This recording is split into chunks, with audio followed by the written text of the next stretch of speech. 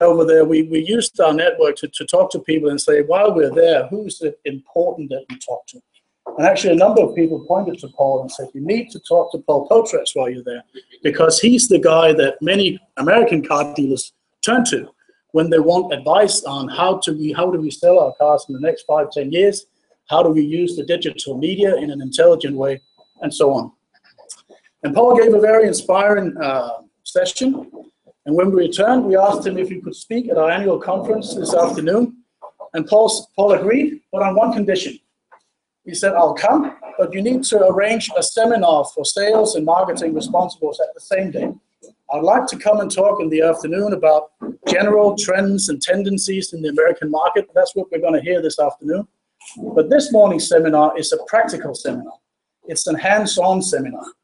It concerns the tools and the different ways that Paul's company helps American dealers to increase their sales.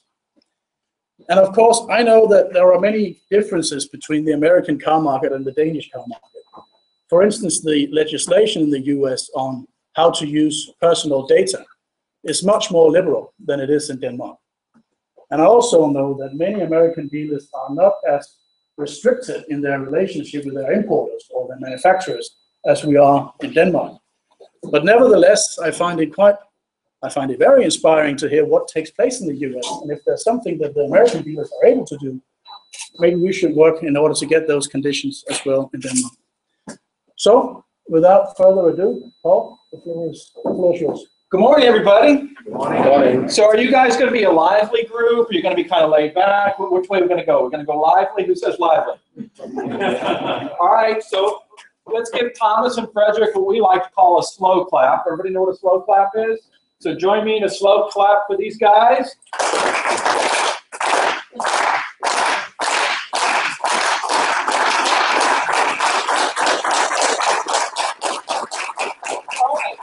So you guys are going to be lively. That's excellent. Thomas hit it. I'm going to talk about some practical things. I'm going to talk about things that we're doing in the United States, but we're also doing in Canada. I've spoke all over the world. I've worked with dealers all over the world. Copenhagen's a new one, so I'm excited. Did a lot of research, looked at a lot of different things, and boy, I tell you what, you guys got a lot of things going right. I was just in Puerto Rico not that long ago, and it felt like, I mean, great group of people, great, just a great place to be, but I felt like I walked back in 1985. And I mean, and I don't mean that as a negative, but just simple little things that we take for granted in the States, like direct mail, they couldn't do it. And the reason they couldn't do it is because the homes don't have addresses on them. It is true. I mean, so that's kind of crazy, but it is what it is. But kind of thinking about marketing and how marketing's changed, let's kind of think about how was marketing 10 years ago? And I mean, in the States, we say, thank goodness for Al Gore, because he invented the internet, or so he says. So how internet's really changed, because I started in the industry years ago. My dad was in fixed ops, and you know, he wanted to make sure that I got the entire experience. So I got to work in the body shop, and I'd be on top of the buses and stand in buses. I think that was punishment to me. And then I was in parts, and then so I moved all around. Then I was the lot boy, and I was always, you know, winter would roll around, I'd have to move the trucks on the front line, and we'd have to move the sports cars back on the front line. So it was nonstop. But one thing that's always made just absolutely fascinating to me is marketing. And the reason marketing is so fascinating is because after a while, you start to see what happens, why people make decisions that they make. Understanding the psychology of an individual, that is so important. That is so key. So many times when we want to market, when we start marketing, we think about our own wants, our own needs, our own desires. And we don't think about the wants and the needs and desires of the individuals that we are wanting to sell to. So as I go through everything today, if there's one thing that you'll have a takeaway, at least I hope you'll have this takeaway, is I'm going to get you to think a little differently. I'm going to get you to think about who are you marketing to and what's important to them. It's not about, oh, I've got these cars on the lot, I want to sell them, and just because nobody wants them, I got to market them. I want to spend money on them. That ain't the way you build a marketing strategy. That's not the way you do sales. I mean, you kind of think about it. Somebody comes on the lot, Do you take them over to the car that if they walked on and they said, hey, I'd like to see the Peugeot whatever, do you run them over and do you show them the Fiat instead? No. But that's the way we market. And the beautiful part about marketing today is you know exactly what people are interested in. Everything that's done online is being tracked. In fact, everything that you do offline is being tracked. Let's get really creepy. How many people in here have a smartphone in their pocket? So look around. Keep your hands up and look around. That little device that you have in your pocket has what's called an IAD, an identifier for advertising. It's made up of 40 digits and characters, and what it does is it tracks everything that you do on that device. Every app you download, every text message you download, every time you make or receive a phone call, every time you shop for something. In fact, the emails that you're sending and receiving and the text messages you're sending and receiving, that's all being tracked. But think about that, the identifier for advertising, what else it does. It's also tied to what? It's tied to your account where you pay your bill, which is tied to your credit history, which is tied to your behaviors of how you use your credit cards, where you use your credit cards, and what you're purchasing. Do you purchase more generic items, or do you purchase the brand name items? All of that is being tracked. It's called big data. And that's the beautiful part about digital marketing today. Because it seems like it was yesterday that I made the bet, I made the challenge to my dad, and I said, I'd really like to be able to do marketing.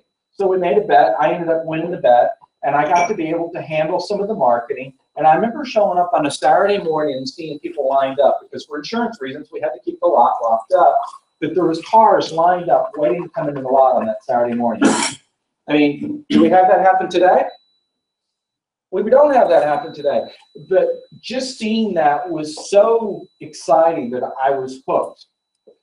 And you know, he wanted me to go into the car business, he wanted me to go through fixed ops, but I was so excited about the marketing of it all. And I'm going to share some of those tactics, some of those things that you can do today.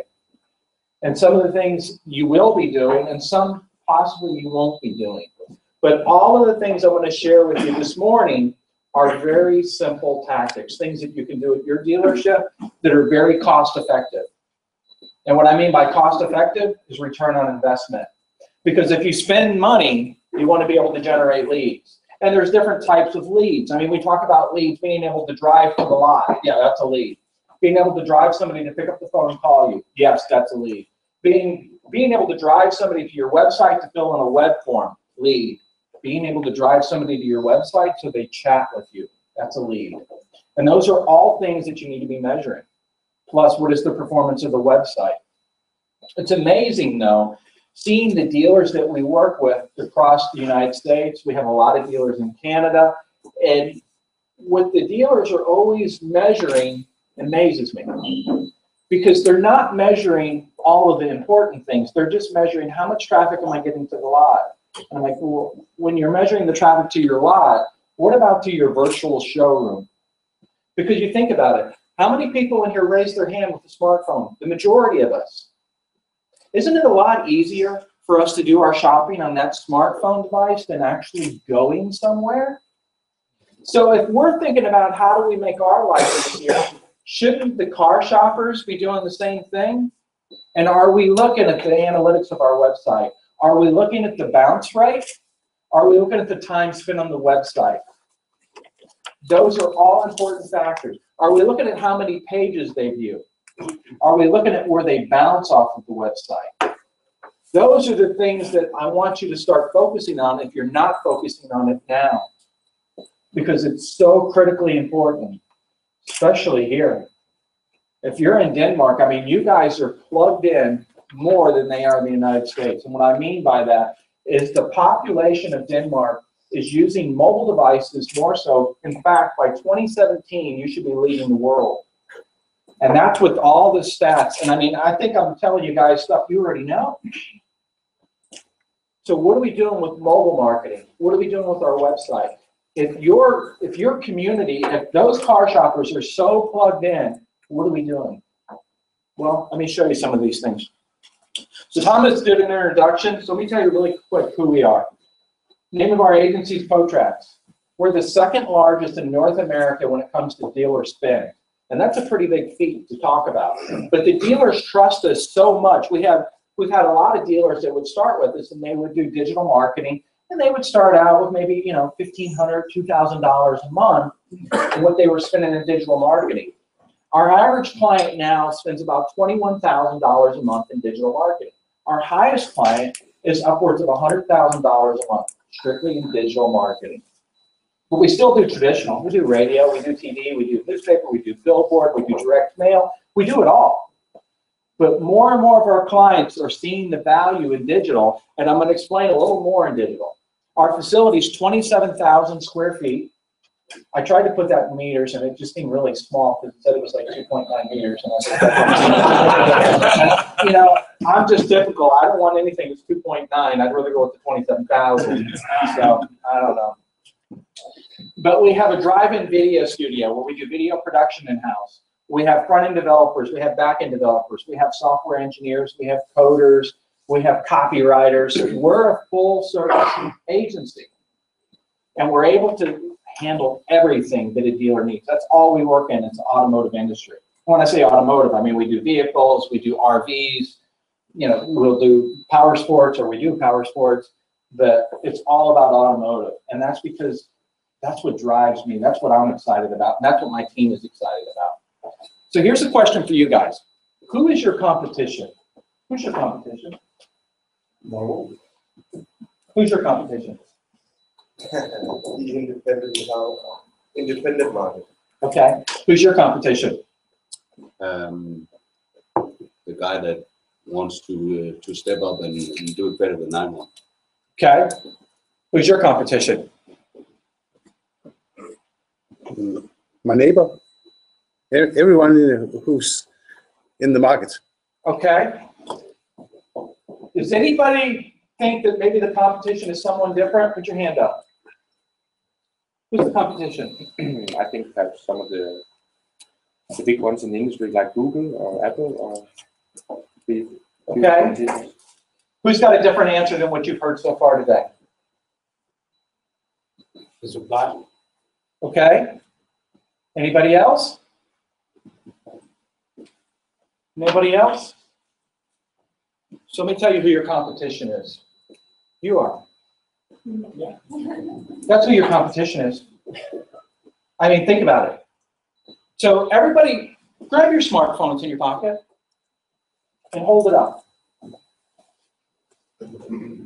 You see that device that's in everybody's hand right now? That's your competition. It's not the suppliers. It's not the other dealers. It's not the independents. That's not your competition. We shouldn't focus on them. So here's a question. When's the last time you went out to dinner and you looked over at a couple sitting there, a lovely couple, and they both got their nose stuck in that phone? Do we see that all the time? Did you look at them and you go, boy, it looks like their relationship's on the rocks. Unless they're sexting each other. And so that's your competition. Because time is our most valuable resource. It's all about time. So thinking about your competition is you have to be able to cut through the clutter. You've got to be able to stand out. You've got to be able to be different. You've got to be able to talk to individuals the way they want to be talked to, when they want to be talked to, how they want to be talked to. Understanding that's your competition. Because if you think about it, your competition, the independence, the franchise, I mean, all of that, I mean, that's not the competition. It's being able to talk to the person. I mean, think about it. Who is purchasing the vehicles from you? You're trying to reach them. And we have things like Facebook. And the Facebook penetration in this market is 62% in Denmark. That's higher than the United States. United States is 51%. Canada is 52%. You're 62% penetration. That's unheard of. But that's fabulous. Because now you know that if they're on Facebook, you can target them on Facebook. That's what you have to be thinking about. How can I talk to these individuals more so than anybody else? And how can I talk to them about what's important to them? And you have that ability to do that today. I mean, it seems like it was yesterday that we were calling the radio stations and we were doing Nielsen and Arbitron ratings and all this craziness, trying to say, oh, we want to buy adults 25, 54 with this income level. That was the closest we could get to targeting an individual.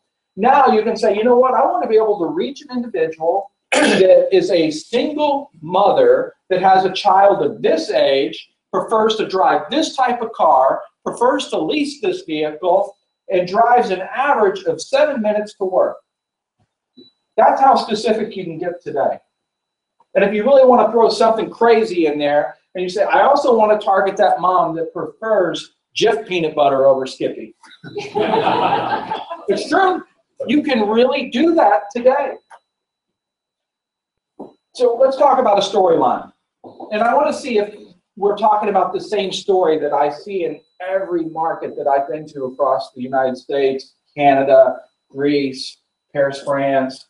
So how often do we have shoppers, just by a show of hands? How often in the last week, how many of you in the last week have seen somebody in your showroom with that mobile phone like this in the last week? Put your hand up. So most of us. Okay. So we see that everywhere. How many times, or of you, I mean, a lot of you guys, how many are dealers in here that don't really work with clients though? Okay. So how many work with the clients, the customers? All right, good. So hey, this question is for you. In the last week, put your hand up if you've had a prospective client or a customer, whatever you want to call them, that said, is that your best price? So we think about that. They're asking you, is that your best price? Wait. Put your hand up if your advertising message, if the ads that you're running are focused on price. Okay, so we're advertising price, and they're coming in and asking us about price. Is it because that's what we're educating them? Is that what we're telling them to do to us? Is ask us about price? And I talk about if you sell by price, you die by price. The prices are on your website. Your prices are on the vehicle when they come to the lot. So the goal of your advertising is either to get them to the lot or get them to your website when we talk about price. So in the last week, those of you that are working with clients and customers, how many of them have you heard, is it available? You hear that? Is it available? Is that vehicle available? So you're hearing that. So we have the same word tracks regardless of wherever we're located. And then have you heard, should I lease or should I buy? Are they asking you that? So we've got all of the same word tracks, all of the same questions going on. And then how about, this is a big one I hear all the time. Maybe you guys are different. If they ask you, how long is this going to take? Is this going to take me all day to do this deal? You guys hear that? Yeah.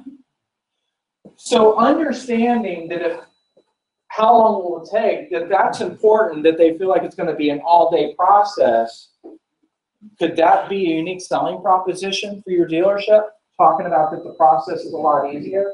Maybe helping them do a lot of the process online, or making them feel like they perceive that a lot of the process is being done online. So again, think about those questions and all of the questions that they're asking you. So here's a really quick question for you guys.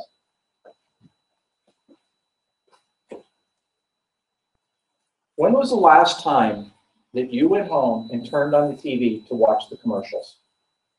What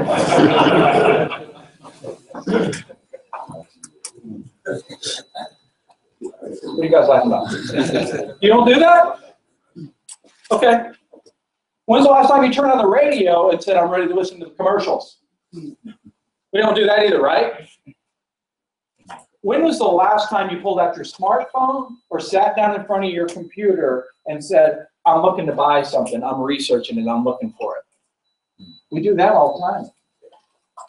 So if we kind of think about that, with radio and TV, that medium is really kind of a spam, isn't it? When we're running commercials, we're spamming people. It's an interruption advertising is what it is. We're trying to interrupt them. They're in there, you know, going, yeah, I love this song, and then boom, the commercial rolls in, and it's really quick. Whoa, let me go to the next station.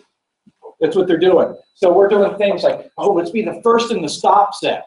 Let's be the first commercial so we can hit them before they can hit that button to go somewhere else. And so in this room, how many of you have some type of a device on your TV that as soon as the commercial comes on, you go, shoot, fast forward? So a lot of us. So we're trying to cut through. We're spending money to be able to talk to those individuals, but that individual, all of us, basically, that we pull out our mobile phone and it's undisturbed, that we're looking for it. We want to spend money. We've got to spend that money. That money is burning a hole in our pocket, or our credit is so good, we just got to spend the money. So hopefully I'm giving you a different perspective of where should you start your advertising strategy. Should it be with an offline media or an online media? Regardless of whatever articles you read. I mean, we're reading all the articles and they're saying anywhere from 85%, 88%, 90%, and above, the shopping process starts online. I mean, would we agree with that? Do we do that as an individual? So we're really talking about a movie. And this is a movie that I've been through because I can remember rolling back the clock to about 1998.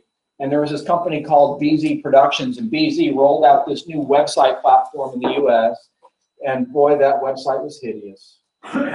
It was the worst website ever. But we thought it was really cool in 1998 because it had they used Flash, and it had this little tachometer gauge. As soon as you went to the page, it showed the tack, and you click on it and go, wah, wah. And we thought that was really cool, that we could hear the motor revving and all this stuff. We thought, oh, that's really cool, that's really cool.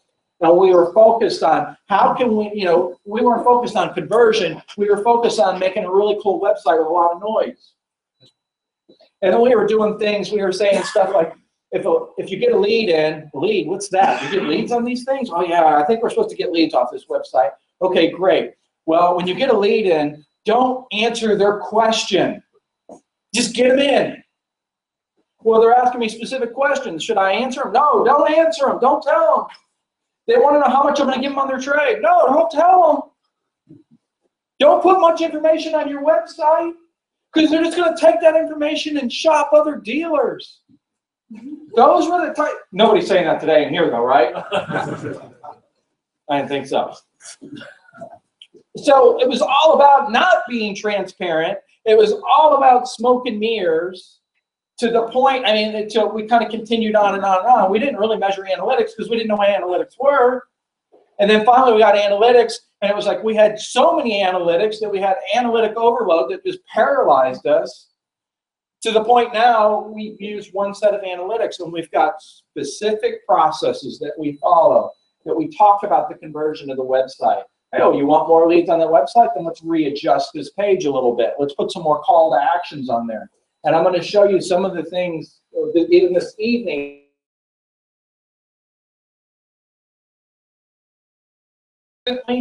That's easy. I've already been through the movie. I've already seen it. And when I went to Puerto Rico, they were in about the first 2 minutes of this movie. And it's a long movie. It's a 15-year-long movie that I was talking about pay-per-click, retargeting, and they were going. And it wasn't because I didn't speak their language, because we were translating as I was going, but they didn't understand what we were talking about.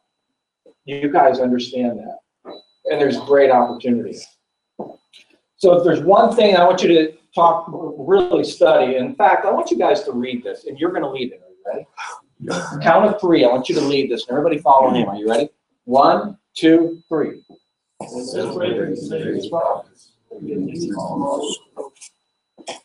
So any idea what I mean by that? What do I mean by that? That you could get lazy from being happy with what you did today. Give him a hand. Yes, exactly. Yes. Because now the auto industry is doing better and better and better, and we're getting a little lazy. We're thinking, oh, wow, this is going to be easy. No. Business does this. And you've got to be preparing for when it's going to slow down, because it will slow down. It's just business. And I don't mean to be negative and bring you down. It's just the way it is. And what we've seen over the years now, when we go in and we start working on a website and start doing digital marketing for them and building those campaigns out, because we can see what other dealers in the market are doing specifically. And I'm going to show you some things, specifically what they're doing on our dealer's website. And the first thing that they always do, and the last thing they always do, is they go to the specific vehicles and they start hovering around the price, and they're going, I don't get it. Why are they selling more cars than we are? Their prices are the same as ours, or their prices are more than ours. Not understanding that if you focus on the psychology of the person purchasing, focus on their needs, their wants, their desires, their fears, and you answer those questions in complete transparency, you will get more leads than you can handle. Because what's happening right now with a lot of dealers, in fact, we got fired last month. Christy will tell you about it. Because the dealer said, I'm getting so many leads, I can't handle the leads. And I'm like, really? I would hire some more people. I can't hire another people. We're hearing dealers talk about service, and I'm getting so much service, I can't handle it. And I'm like, did you think about a second shift? I mean, make the money while it's there. But it's always, I don't know, I think I gotta go play golf. So think about that. So think about, why do we purchase? As an individual, why do we purchase? Why do we purchase things? Who's bought something in the last 24 hours in this room? What did you buy? I bought a belt. Why'd you buy the belt? Because I really, really wanted it. Do you have to be so honest? You really wanted it. Yeah. So buying that belt, you wanted it, but was it an expensive belt? It was quite an expensive belt. Yeah, you and me need to talk. I bought an Danish belt online. Oh, Yesterday excellent. night. Okay. So yeah, it was expensive. So he just dropped about $1,200 on a belt. So going through that process to buy that belt, though, did you come up with any justification of why you should buy it? Oh, maybe, but there was no process there. There was no process to it? It was. You did research, didn't you? No, because I wanted it. Okay. I went to the shops, actually. And you seen it? Never had it. Never had the one, but it was there online. Everybody know what kind of belt he's talking about? I pronounce it Hermes. Maybe it's wrong. It's got the big H on it. Did you get the gold or the stainless steel? I actually got a blue one. What about the buckle, though? The buckle is the blue with the silver one, and it's a beige belt with black. So you got it's. We'll talk about that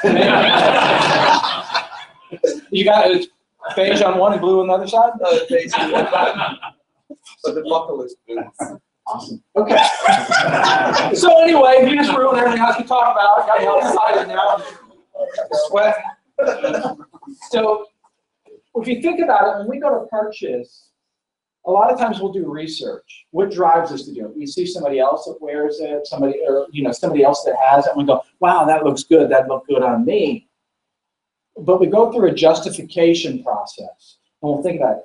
Should I get it? Should I spend that much? Am I wasting money? Well, no, it's a good investment because it won't really depreciate. It should increase in value. I mean, we go through all of these things. Or it's gonna, think about it in this way. Last month, let's say last month you sold 200 vehicles. Out of those 200 vehicles that you sold, how many of those individuals needed the vehicle and how many wanted the vehicle? I mean, again, think about how many people came and bought the car that had to have it, that they were just had no car, had to have the car. I mean, if you think about it, and how many even came in and traded in a car that was a perfectly good car that had many, many miles, a lot more use left to it, that they just traded it in. And maybe their justification process was, it's not so good on fuel. And then you're like, okay, so it's not so good on fuel, so you're going to get this vehicle, it's a little more fuel efficient. Yeah, it's going to save me money. Okay, great. How much do you owe on this vehicle? I don't owe anything. You don't owe anything on this vehicle. You're getting ready to buy this other vehicle. It's going to cost you around $150, $300 a month, whatever it might be. How much are you spending on fuel per month? Oh, around $75. That doesn't pencil. But it's a justification process. And we do that in everything that we purchase. There's a funnel that you can watch a person go through the entire funnel. Granted, some of it might be shorter than others. Like him, high roller here, just dropped $1,200 on the belt. I had to have it. I look sexy with it now. You look sexy with it, don't you? So there's no doubt. I mean, who would look sexy in that belt? So think about it. So think about it. Why do we purchase? And then think about the next thing. How do we shop? What is the process that we follow when we shop? You went into the store. You've seen it. Did you do anything online for it? Clicked on the couple of clicks and boom, I had it. There you go. Who else purchased something lately? Maybe a fake. He didn't get a fake one. It's real. Had MS.com? No, I don't think so. So who else purchased something lately? What did you purchase? Stereo. Okay. Did you do a lot of research on it? No. You just bought it. You just rolled it. So you bought it based on the name. You bought it based on really the reputation, the sound, the name is what you bought it based on. So think about that. You bought a stereo system based purely on the name because it's known for quality. Think about that as the vehicles that you're selling. Think about that as the reputation of your dealership and the people that are on your team. So following how we shop is really important. Again, following through the funnel. Average individual will research when they're purchasing a car 16 to 22 different websites. Doesn't that sound like a lot of work?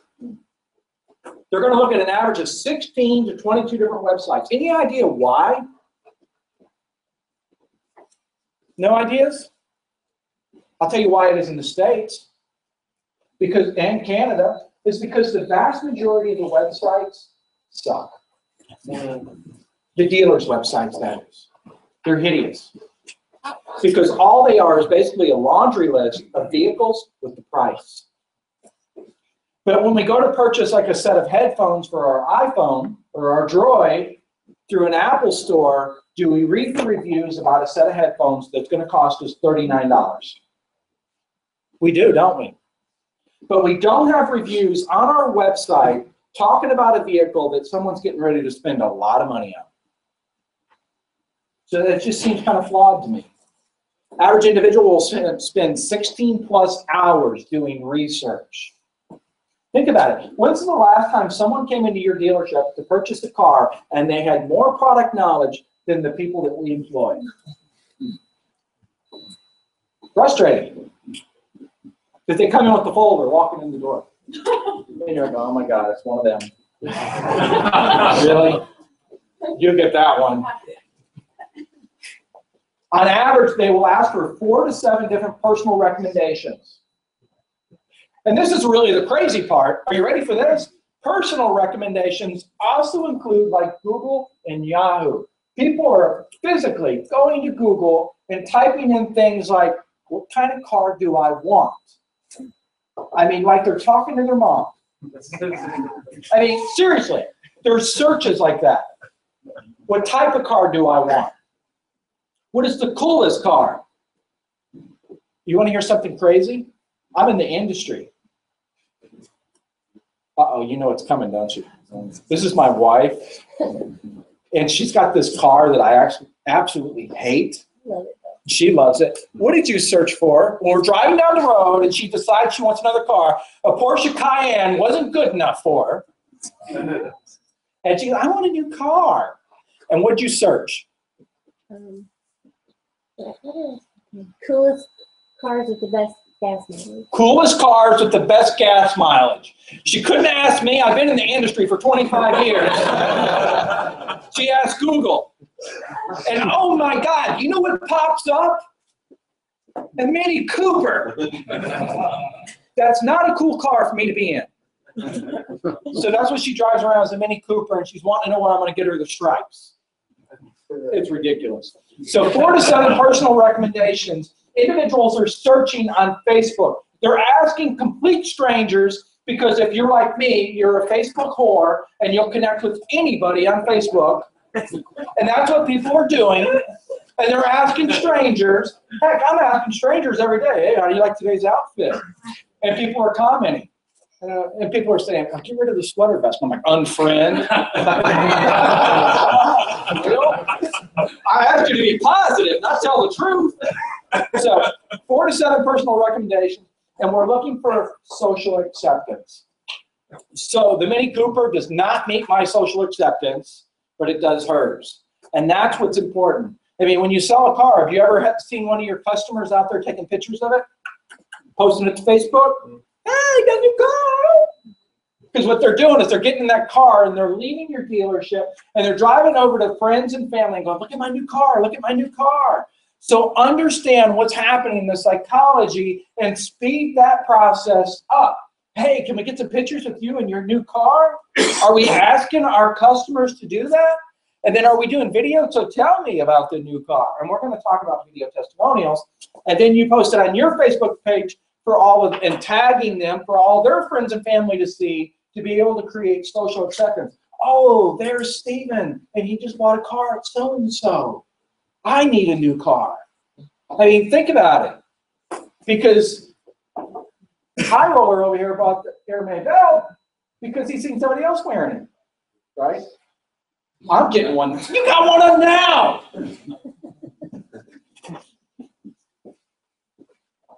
All right, so I want you guys to keep count. I want you to count out loud, okay? So I'm going to start doing a search. Here we go. You ready? All right, I'm looking for a Volkswagen Polo. Anybody like that car? You guys like that car?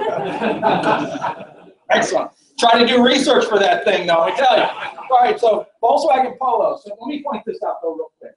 So right here, see where I did the search and it's loading in right here where it says Volkswagen Polo for sale, Volkswagen Polo sedan, Volkswagen Polo diesel, Polo specifications. This is based on what people are searching on Google. So anytime you want to see what people are searching for on a small scale, just start typing it in, but don't complete it, and you'll see what will load in.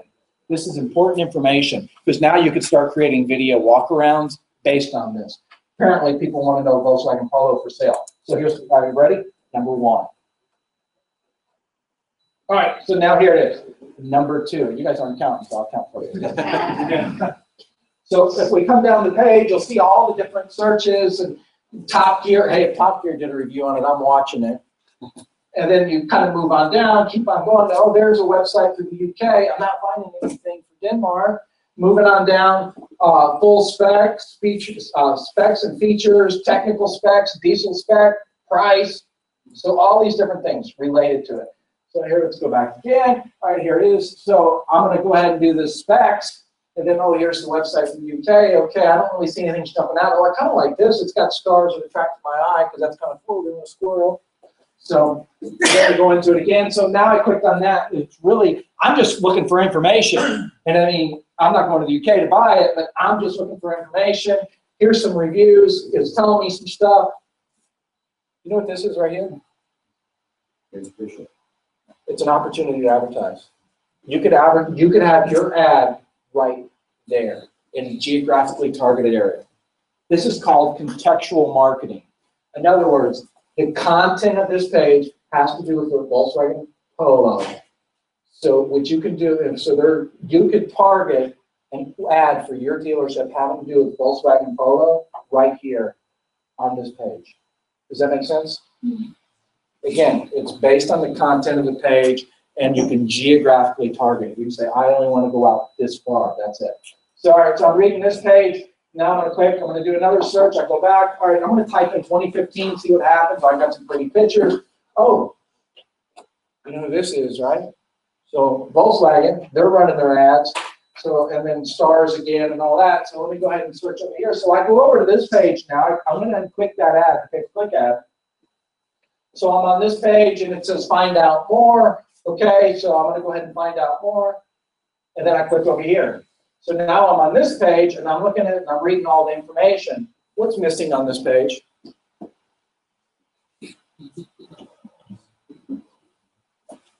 Buy it. I want to purchase this button. What else? Lots of information. Okay, what else?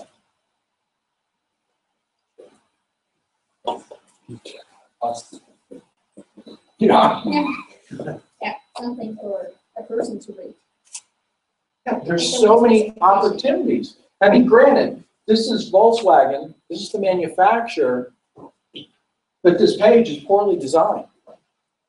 Because you kind of think about it, I mean, what they really want to do, I mean, they're trying to tell you find a dealer and all that stuff, but why don't we have find a dealer down here? Why don't we start generating some leads off of this page? This is the same problem I see in Canada. It's the same problem I see in the States. Well, except the States is even worse because they're doing quotes from dead presidents. That's their ads. How that's going to convert a car sale, I don't know. But anyway, so there's no call to actions on this page. All right, so now I go back here. Anybody know this website? Again, this is an opportunity. You see that there's an opportunity to advertise right there. You can have your ad on this page. Again, this can be contextual advertising. It can also be what we call retargeting. So here's this page. Here's the car. Not a whole lot of opportunity to convert. It's kind of like we're just doing a whole lot of talking right here. I mean, if you kind of think about it. And then let's go back. All right, so now I go over to YouTube. Did you know YouTube is a shopping tool for most? Is there anybody in this room that's gone to YouTube when they're interested in purchasing something to watch videos on the product? Whoa, really? That many people? So there's my question to you. Are you utilizing YouTube as part of your marketing process? Who's using YouTube as part of your marketing process? Put your hand up. 3 people, 4, 5 people. We're going to talk about that. So think about it. Look at the views. 179,000 views, 133,000, 58,000, 136. And I mean, just keeps on going, going, going. And there's a whole lot of India in here. If you start doing videos and you optimize the video with the proper title tag and the proper description, you can get those pages or those videos to often show up on page 1 of the search engine, like page 1 of Google.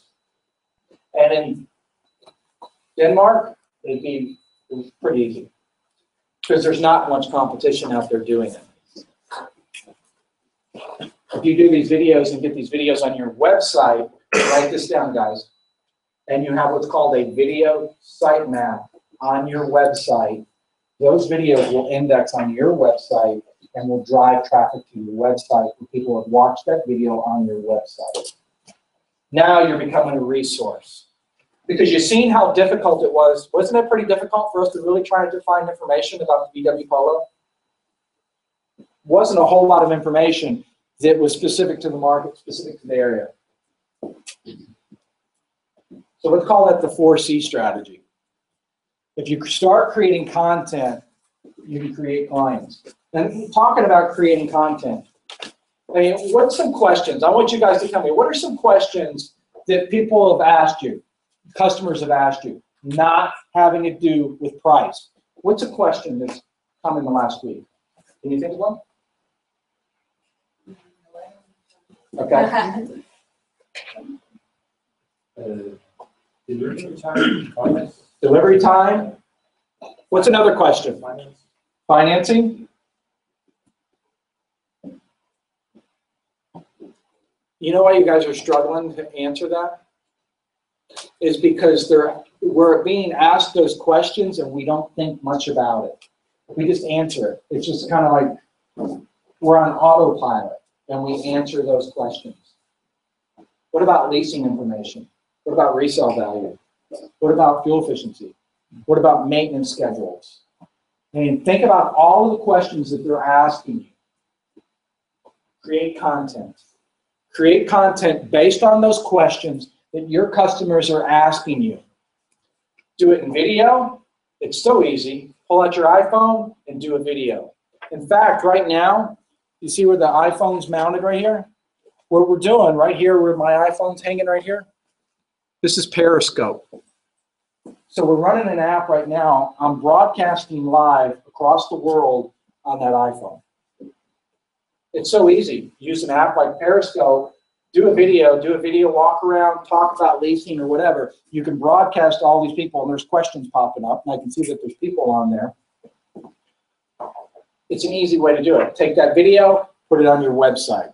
Start creating a video library on your website. Put it on the specific vehicle page. So here's a page. Here's one about creating content. This is a page that we build on all the websites. It's got a lot of different content. So why is my check engine light on? How do I check my engine oil level? How often should I change my oil? How do I change a tire? How do I sync my iPhone to Bluetooth? How do I change windshield wipers? Have you guys heard these questions before? These are so simple questions. And all we've done is we've created a page with all the questions, and when you click the button, it goes to a page. In fact, why is my check engine light on? I pulled that up in Denmark. Any idea how many searches were done for that in the last 30 days in Denmark? Take a wild guess. Who wants to guess? How many? 250. 250? 373,000. That's a lot of searches. What would happen? So we just got light. Crazy. So 373,000 searches having to do with check engine light on in the last 30 days. So if you create a page on your website having to do with that, with the video, think about what we call the next logical step. So when somebody, and you notice there's chat on there. So here's the page. And then we give a coupon, check engine light on, 50% discount. Receive a computer diagnostic printout. Here's all the reasons your check engine light might be on. And then we're saying get pre-approved financing, schedule service now. Further on down the page, we're saying things like value your trade, find out what your vehicle's worth. So these are all next logical steps. Because if I came into the service lane, one of your salespeople are going to greet me, right? And say, hey, I see you're in so-and-so car. Would you like to talk about trading that in? We buy cars for cash. Even if you don't buy a car from us, we'd like to buy your car. This is a way to create leads 24/7. And the traffic's there. People are searching for it. So what I want you guys to do, where I asked you that question, what are some questions? I want you to create what's called a swipe file. It's real easy. There's different ways you can do a swipe file. My recommendation is you find a wall somewhere where everybody, all your salespeople and your managers are walking past your wall, and start writing the questions on there. Every question that's asked is not having to do with price. Write it on the wall. And then get a team together, a video team, and say, all right, who wants to answer this question on video? Who wants to answer this one? Who wants to answer this one? It's so quick to do it. You mount your little iPhone, put it on a bracket like this, and start answering those questions. Now you got that video, and you put it right on your website, and here's the beautiful part about it. How long would that video be good for? Years. Versus, is there anybody in here right now that's trying to figure out what they're going to advertise this month? I didn't think so. But there's a lot of people that are trying to figure out, what am I going to advertise this month, and they're in the month. And they're saying, oh, that's how I'm going to drive traffic. So create the swipe file. What I'm really talking about is I want you guys to start being a matchmaker. I want you to merchandise cars online the way you do on the lot. So let me explain that a little more. Imagine this. What's the process that happens on the lot? What are all of the questions? What are the word tracks? What happens on the lot? Does that same process happen online? Because if I was to come to the lot and I looked at the car and I said, wow, I really like that Toyota Yaris. That's a really good looking car. I wouldn't say that, okay? Let's just say it, okay? It's like saying Mini Cooper. But anyway, no, really, I like the Mini. So I really like that Toyota Yaris. Okay, great. What would be the next word track that your salesperson would use? But they say, okay, yeah, that's good. You like that car. They wouldn't say that, would they? What would they say? Would they say, well, are you going to be trading something in? What I would like about the car. Okay. That's a good one. So what would you like about the car? I start talking about, oh, I like it. it's small or whatever, whatever it might be. I can't think of what I like about it. Okay? But anyway, so find out what they want about it. But what they would also say too is if I started saying, well, how much is going to cost me per month? Then it'd be, well, are you going to trade something in? Are you going to put money down? Right? Does your website do that? So if I was to go to your website, let's say that VW Polo, and I find that VW Polo on the website, would there be such a thing on that page, on that VW Polo, to start calculating a payment? Could I calculate a payment on your website? Put your hand up if I can. 5 people. If I was on the lot, if I was the typical consumer, based on your consumers, how many of them would ask you, what's it going to cost me per month? Is that a standard question that we hear? Put your hand up if that's a standard question we hear. So if that's a standard question we hear on the lot, why don't we have that on our website? That's what I'm saying. Mirror the process that happens on the lot should mirror on your website. Your website's not a glorified newspaper ad. And that's the way a lot of people treat their website, regardless of where I'm at. I mean, it's really, you kind of look at it. I mean, newspaper is very one-dimensional. There's the car. Okay, great. There's the price. Oh, there's your contact information. Okay, great. That's a newspaper ad. It's not a website. The website needs to be, here's the car. Calculate your monthly payment now. Start the pre-approval process. Value your trade. Find out what your existing car is worth. What are some other things that happen on the lot? Think about all of the processes that happen on the lot and make sure it's on your website. Because if I'm on that specific car, that VW Polo, help me do the entire process to want to contact you. Think about it. What about we talked a lot about videos. Do we have a video walk around of that VW Polo? Are we giving them a lot of information? Because if you have video on that VW Polo and you do a walk around video, I mean, purchasing a vehicle, purchasing a lot of things in our life, it's very emotional. And if you show the video, it's going to pull the emotions in. I mean, it's almost like a love affair. I could talk about my wife on that again, about the horse she brought home.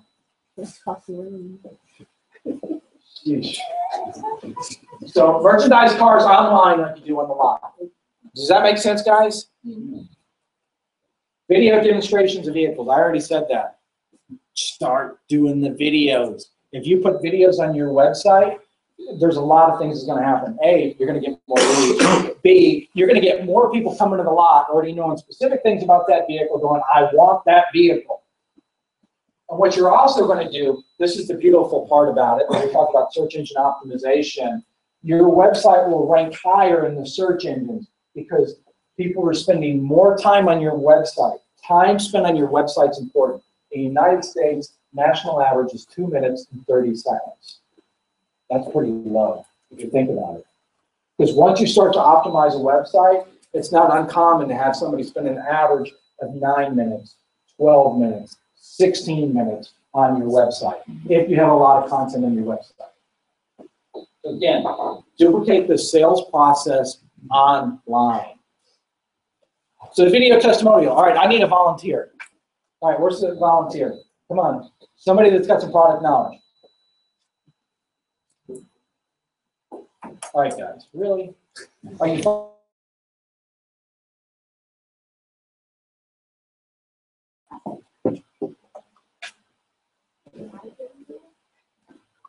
Who? Come on, don't be shy, somebody. All right, we're just going to stand here. Thank you. Thank you. Can I borrow your phone? It's just for a prop, okay? All right, Michael. Yeah. At least you got a name I can pronounce. Thank God. Dish. I'm Paul. I'm Michael. Okay, Michael, you bought a car. Give me a car that you've got some product knowledge about. Tell you what. All right, what do you do? Okay. Please don't be a car dealer on this, okay? Just, My age is not so good, so it won't happen. that's okay, good. We'll just fake it all the way. They'll understand what you're saying, but I won't have a damn idea what you said. Okay. I'm just gonna be all right, whatever. Okay. No. You guys want him to do it in Danish?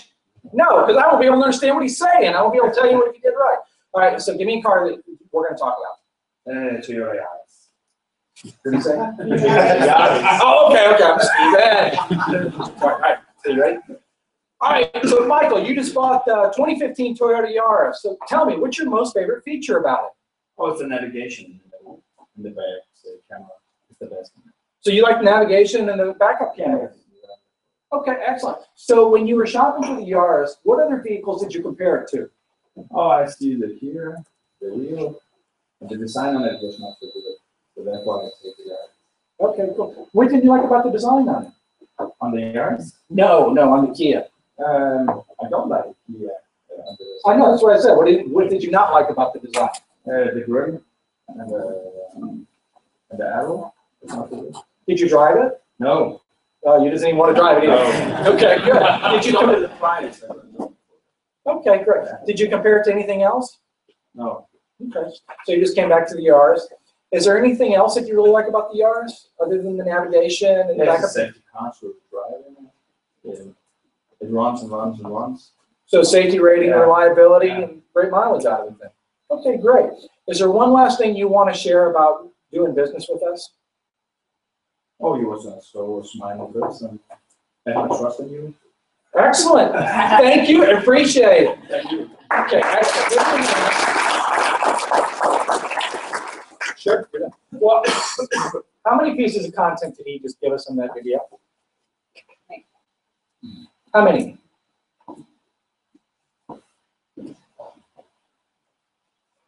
How many do you think you get? 9. Okay, good. All right, you're good. Give him a hand. So by creating a video like that, now we take that video about the Toyota Yaris and we put it on the page for our Toyota Yaris. Make sense? I don't know if there's a plural on Yaris, but we'll just roll with it, okay? So now what happens? Somebody's on that page and they're looking at the Toyota Yaris. I mean, and think about it. How many other individuals are going to be on that page and maybe cross-shopping the Kia product? Is there going to be a fair number? I mean, think about it.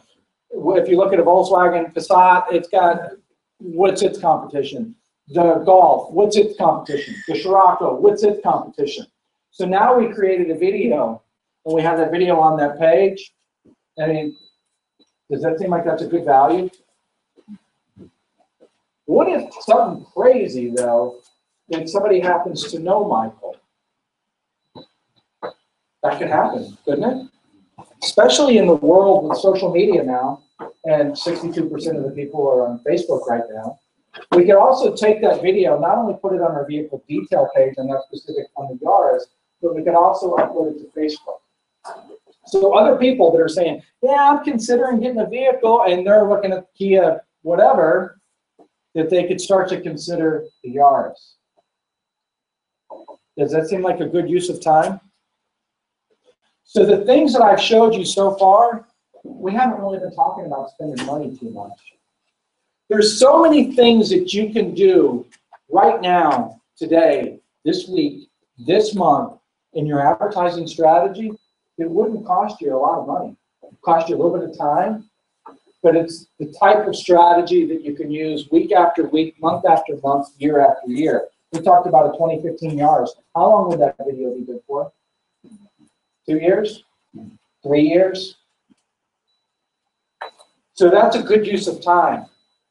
All it takes is a process. And having that process in place, getting your salespeople to do this, or having somebody dedicated to the dealership to do it, make it part of the process. Now you start to create all these videos, and before you know it, the time spent on your website goes up, your leads come up, more and more people come to the dealership, because your website becomes a really good resource. Who in here has been on Amazon.com? Are the reviews pretty good? Do they help you make purchase decisions? Think about the reviews and how reviews help you. So that's a video testimony. We talked about what to do with it. Again, get it to the specific page of the cars. And then I would also create a page that talks about video testimonials, and then I would use it on Facebook. And if you want to get really crazy, if you're doing email marketing, you can send it down an email too. So Facebook post, add the vehicle detail pages, showcase page on your website, and upload to YouTube. So we're talking a lot about video. Does anybody in here know how to actually use SEO power on the videos? So I'm going to give you guys an opportunity to be part of an online webinar. So here's one of our dealers, here's your Toyota. And you can see where he's got the Scion testimonial versus RAV4. The videos. And the beautiful part about the videos, it doesn't take them off the website. You want to keep them on the website. Don't ever put anything on your website that takes people off. Keep them on your website. So here you go, guys.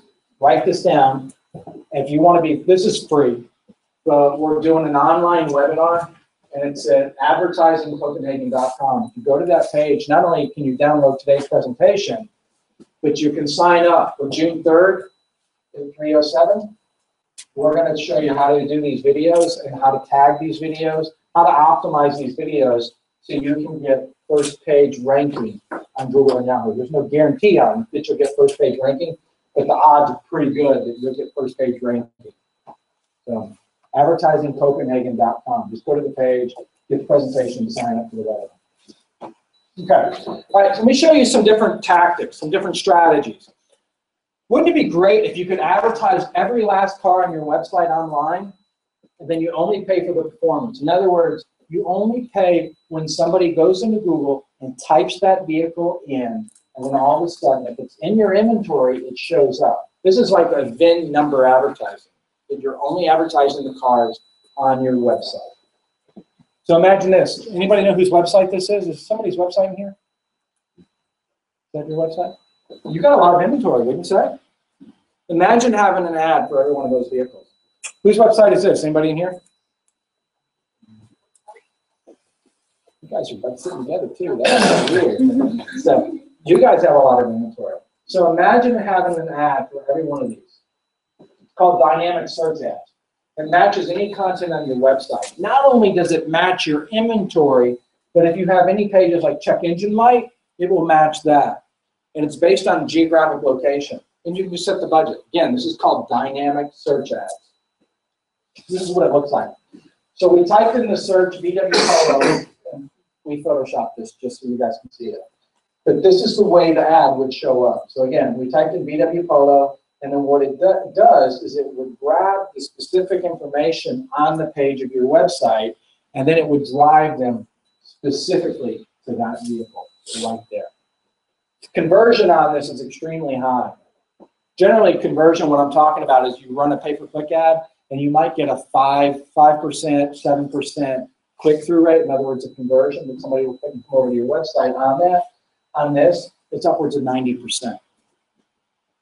Because it's so specific. I mean, it's so targeted.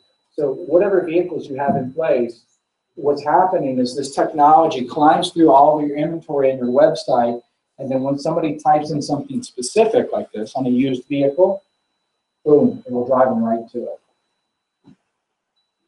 So here's the scary part of it, is 97% plus do not convert on your website. Anybody here look at your analytics? Who looks at the analytics? Can tell me some of the analytics numbers. How many visits? No, you can't? Yeah, but it's up. It's not counted. Pardon?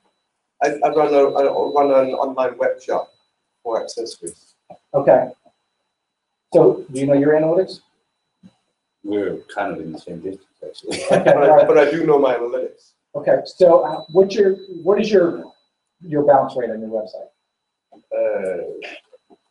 My bounce rate is nothing but 23% last month, I think. Okay.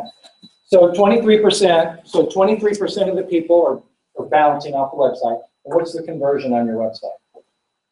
Oh, for accessories purchase or direct to purchase. Just getting a lead off of it. Oh, 13%. Okay, so that's really high. But on to purchase is 0.2%, 3%. Okay. So a lot of automotive websites, about 97%, well, you just don't get conversion. In other words, let's assume that you get 1,000 visitors to your website, 970 of them won't do anything. That traffic just leaves, goes away. So the goal, what you want to do, is to do a strategy called retargeting.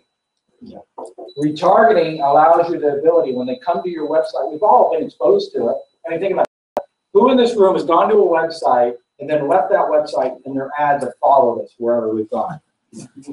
That's retargeting. It's a great way to create what we call top of mind awareness.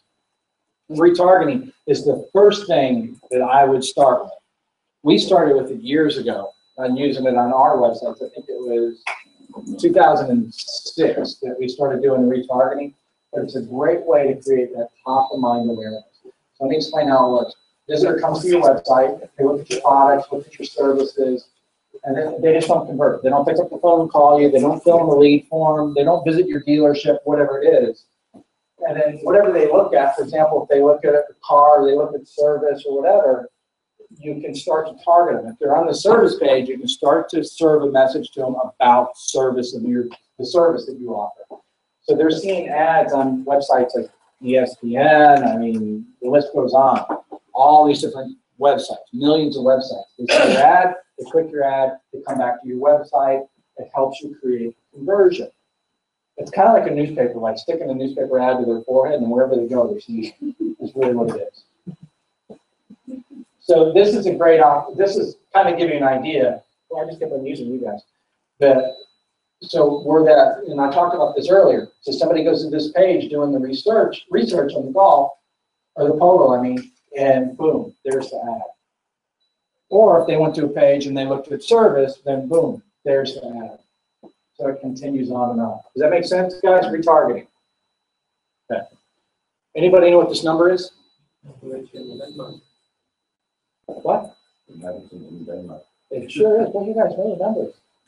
Why is that? I go to a lot of places. What's this number? I don't know. So, yeah. So what's this number? Exactly. So you guys remember.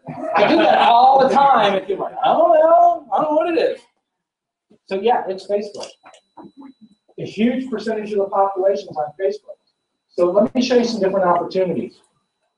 On Facebook, again, the opportunities are endless of where you can target individuals. You can target individuals that prefer to lease. You can target individuals that have an affinity for Volkswagen, for Peugeot, however you want to target them. All of that information is in the back of Facebook to be able to target them. And you kind of think about, well, why would that be on Facebook? But think about it. When we go to set up a Facebook profile, how much information are we sharing on Facebook? A lot. We're putting in our email address. We're putting in our hometown. We're putting in where we went to high school, where we went to college. We're connecting with our friends, birds of a feather flock together. We're putting in what kind of books we like to read, what kind of movies we like to watch. If you're playing any of the games, we're showing what kind of games we like. We're posting things on our timeline that has interest, that we've got interest in. And you guys have probably seen this happen to you, that all of a sudden you start seeing these ads rolling on Facebook, and you're like, going, that's weird. How does that happen? You're telling Facebook so much information that it's really kind of creepy. But I say it's pretty sexy too, because it helps reduce the amount of waste that we do in advertising. Facebook is very powerful, and it's only growing. I mean, Google's is almost as powerful, but not quite, because we're not sharing quite as much information, but quite a bit. So anyway, so here's another opportunity too. One of the things that I want you to make sure you're doing Facebook is, if you're going to grow your fan base, in other words, your likes, don't give away stuff. In other words, I've seen a lot of dealers give away iPads and all that. Don't go down that process. Instead, give information. Talk about check engine lights. Oh, is your check engine light on? This is why. Remember the page I showed you a few minutes ago? Drive them back to your website. So now they come to your website and they can read about the check engine light. Sync in your iPhone, videos. You've got all these opportunities to share what goes on at the dealership. That's what you want to do.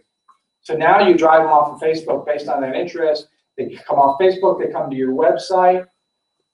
then what happens? If you have retargeting, now they pick up your retargeting code, and wherever they go, they see your ads. They see your ads whether they're on websites or they see your ads whether they're on Facebook. So think about it. What's the next logical step? So here you go. Everybody get your smartphone out. Are you ready? Because I share all kinds of information. I want to make sure you get it. So go to Facebook and connect with me. Again, I'm a social media prostitute, so I accept everybody.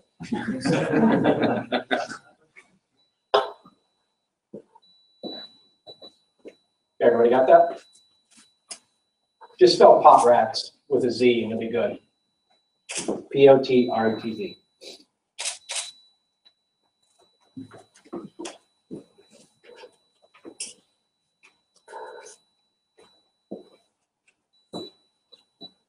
Okay. So let's talk about today's marketing versus yesterday's.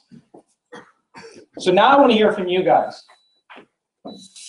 So today's marketing, talking about digital marketing, how is it different than what we do with offline marketing? What are some things that come to mind? What are some things that I've said that you're like, huh?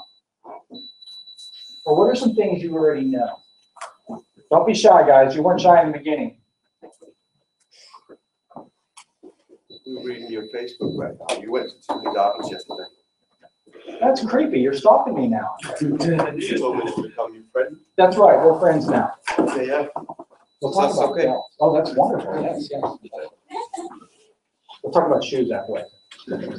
What are some things that today's marketing, digital marketing versus yesterday's marketing, offline marketing? What are some things that come to mind? You know, who visit your website, you know exactly how much time they spend. You have a lot of information that you didn't have to newspaper, right? And they're just sitting waiting to know if they were spending, you know, 2 minutes looking at the actual time. What about though if wouldn't it be cool if not only could you know how much time they spend on your website, but what about if you knew exactly what their interests and their hobbies are too? That you could find out, oh, this person's a technorati, that they like technology. This person likes to buy homes, that they like to invest in homes. This person's a movie buff. Wouldn't it be cool if we could know that? Wouldn't it be cool if we could know how old they are? Wouldn't it be wonderful if we knew what their income range was? We can, and I'm going to show you that this afternoon. It's really easy. The question is, do you have Google Analytics on your website? If you don't have Google Analytics on your website, tomorrow, that's the first thing I want you to do. It's free.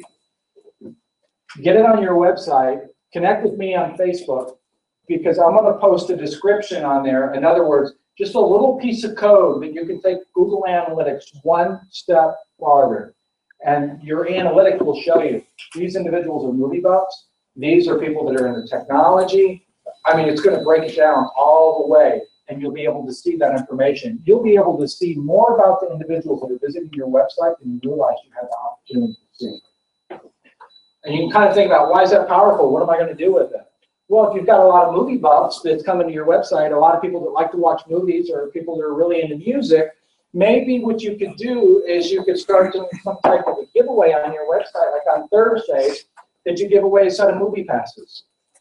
Come to our dealership and pick up the movie passes. Get registered to win. Just simple little things.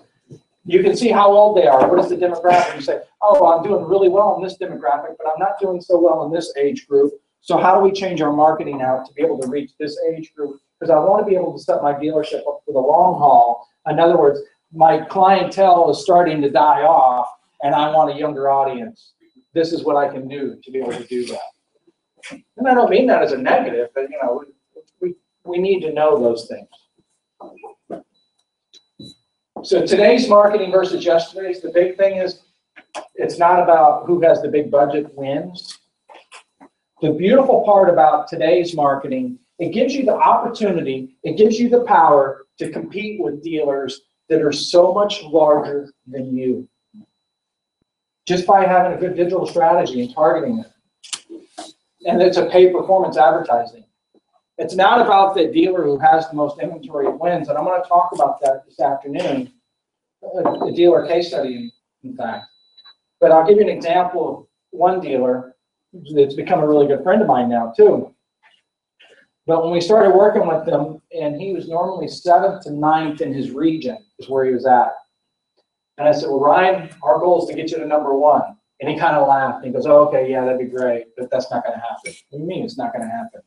Did you see my inventory? Did you see Scott Clark's inventory? Scott Clark has the big golf carts to be able to drive people around the 4-story parking garage to be able to see the inventory. I'm not going to be able to compete with that. I'm like, oh, yes, you will be able to compete with that. Because once they get to the lot, they see the inventory difference. But on the website, he's equal. He looks like he's the same dealer because he's got a lot of inventory, because we do what's called a virtual inventory. Everything that I've showed you today, the importers would be completely happy with you to do. They wouldn't mind, because it would help you sell more cars. And if you're selling more cars, they're happy. So again, today's marketing versus yesterday, it's not about more, because the way we used to do marketing was like, how can I have more radio spots in morning drive? How can I have more commercials? And then the media rep comes walking in and goes, oh, here you go. Here's a package. It's so much money, and you're going to get so many hundreds of spots. Okay, that's great. Let me do that. I want more, more, more. It's not about more. It's about the quality. It's not about the quantity. So today's marketing is also about listening. Listen to what people are doing on your website.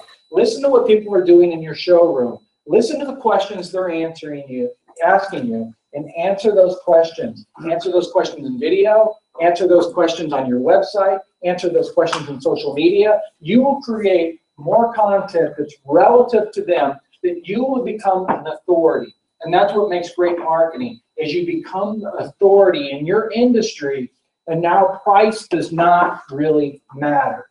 And I know that's hard to say. A lot of people go, oh, price matters because that's what my customers are asking me. Yeah, that's what they're asking you, and we talked about that, but that's what you're advertising to them. I mean, think about it. How many of us in this room, we went and spent more for something? We could have bought it cheaper. We could have spent less on it, but we spent more. I mean, it really comes to, are you willing to pay more for it?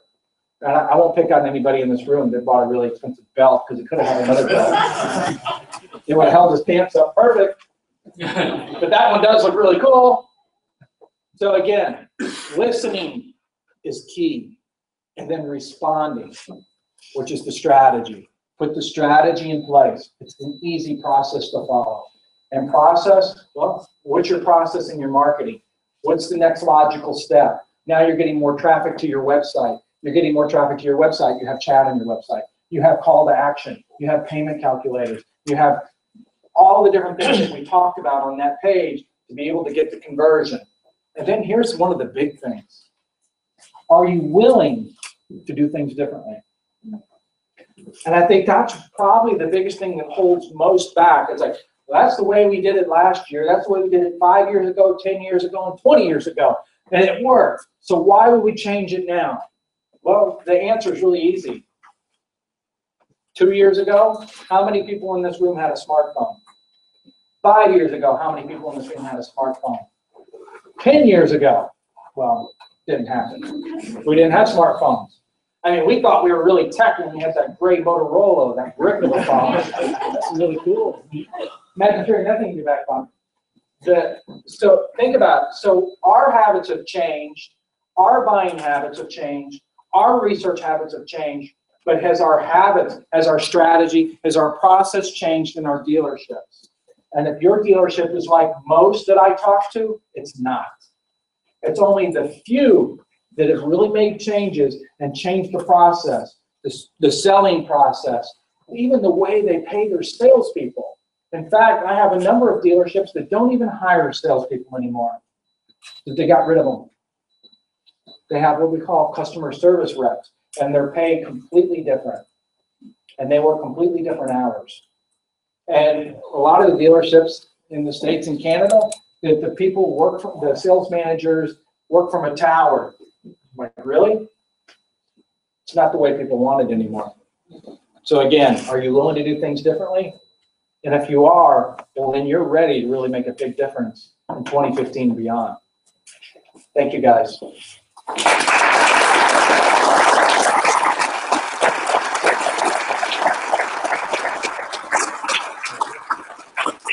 Okay, thank you very much, Paul, for what we could call the first half of your presentation today. Paul will also be on our annual meeting later on today. Next up is the general meeting of Bilbranchen, which is for members only. It's in the conference room next door. It starts in about 5 minutes. So for those of you attending, there should be some time to pick up a coffee or water, whatever you need. Og vi ses derinde om 5 minutter. Tak.